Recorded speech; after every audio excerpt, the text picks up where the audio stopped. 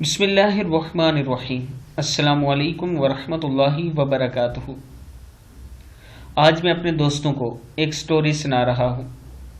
دوستو، اس پر آپ نے غور کرنا ہے کہ اس میں کیا ایسا سبق ہے جو میں آپ لوگوں کے سامنے بیان کرنا چاہتا ہوں۔ وہ ایک جسم فروش عورت تھی۔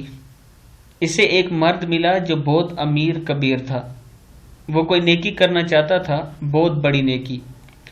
اس مرد نے اس کا ہاتھ پکڑا، اسے غلاظت سے باہر نکالا، بڑی محبت سے اس کے ساتھ شادی کی، عزت دی، گھر دیا، اور پھر کچھ عرصے بعد جب اس کا مرد کرپشن کے الزام میں پکڑا گیا تو وہ حوالات میں ملنے گئی اور آہستگی سے بولی، حرام ہی کھلانا تھا تو میری کمائی میں کیا برائی تھی۔ دوستو، آج کل ہمارے معاشرے میں بھی یہ چل رہا ہے کہ کرپشن کو تو برا سمجھ ہی نہیں رہے سرے سے۔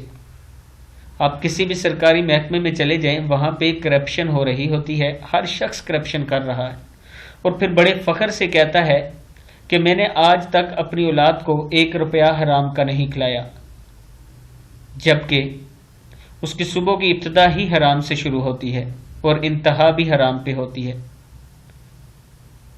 ہمیں ان چیزوں سے بچنا چاہیے اور توبہ استغفار کرنی چاہیے، اللہ کے حضور گڑ گڑا کر معافی مانگنی چاہیے۔